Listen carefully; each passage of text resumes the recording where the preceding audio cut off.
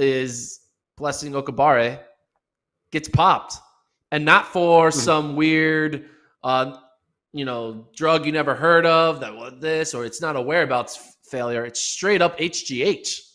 Yeah, we had an athlete who was going to potentially be in a medal running. HGH, like, what is it? 1990? Like, what's going on? Yeah, I mean that's something that you don't see in terms of positive tests, and I know they've had a couple different ways to test for it throughout the years, but that's the one thing you see getting flagged a couple times in major sports too. Obviously, there's a controversy in the NFL around HGH usage and other major team sports. So fortuitous that the news came for track and field before the semis started. Now, apparently this test was on July 19th, but they just found out basically the morning of the semifinals, right? And the finals. So if they got the test results a day later, she could have been in this race, and then that would have been a massive mess for track and field to deal with. Although, would she have finished in the medals?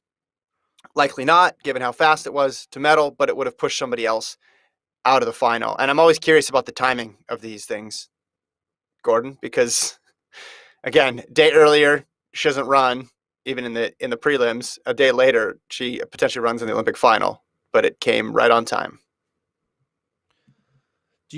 This is like me putting on tinfoil hat, right? Putting on tinfoil hat. Do you think there was who maybe we don't need to tell anyone about this if she doesn't make the 100-meter semis? So then they were just sitting on it, and then once they realize, oh crap, she's making the semis. All right, now we got to do it.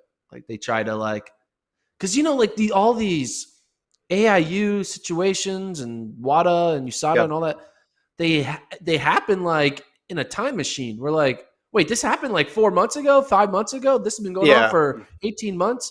In this situation, it's been going on for 11 days. So in retrospect, you're like, hey, that's pretty quick. But still, 11 days seems like a long time when you think about it, right? Got to send it to the lab, get it back.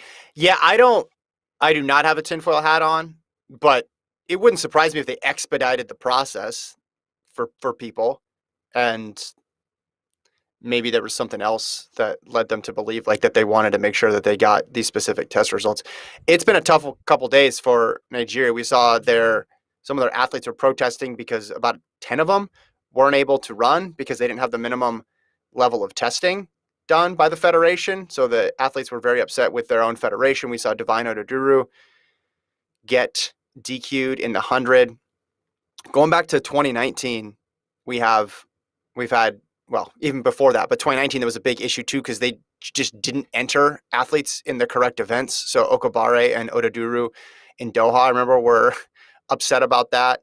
But just a tough couple days for the Nigerian track and field contingent. They did get a guy through in the 100, running a pretty quick time, which we'll talk about in a little bit. But yeah, any other thoughts on this race?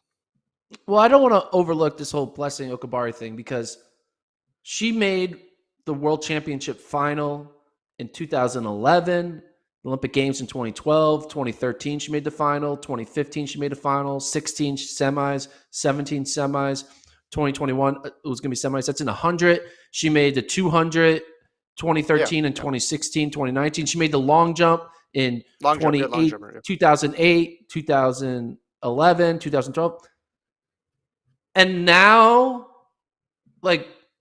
HGH, in year now, are we supposed to assume that this is the first time she's taken HGH? Mm-hmm. This isn't that's the conundrum. It's we're kind of oh, you're out. But what about she's been a 10-year vet.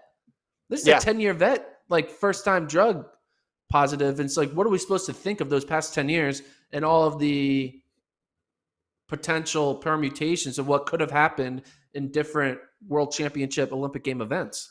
It's kind of I think we're becoming numb to positive tests in a way. And obviously this doesn't cancel out any of those performances, right? Does this cancel out her 1063? I don't think so. No, right? if the sample was taken on July the 19th after the 1063. They're not going to go back and pull those performances or scratch them for the record or take away any medals. But from a outside perspective, how you choose to view people who get busted for steroids later on in their career, how you want to look at the rest of their career, I mean, I think it's entirely justified to look at it with an air of suspicion. Something like HGH too, I would think would be carrying the maximum penalty here too. So after appeal, if she is still found guilty of this, then I would think she'd get that 4-year ban for sure. Yeah, and it was weird too because she was upset. She took a stand about these issues with the Nigerian Federation and drug testing. So it was just odd, like timing to have those two stories back to back. Basically, hey, the Nigerian Federation didn't do their job in making sure their Olympic athletes had the requisite number of tests, and then Nigeria's biggest star gets popped for HGH in a test that was 10 days before the Olympics. Like that's just bizarre, right? And I don't know what to think of it. And with all these doping things, my first inclination now is just to like take a step back and wait until you get more information to judge it. But again, HGH is one of those things where they're not going to give you much wiggle room if you took it. It's not going to be something that they're going to let you just sit out 6 months and move on from. Can you get HGH in a pork burrito? We figured that one out yet? I do not believe there's any pig offal cross HGH. I don't think there's cross contamination issues with HGH. Got to be honest, just like you, I'd be like, I haven't heard that in a while. Like I haven't heard.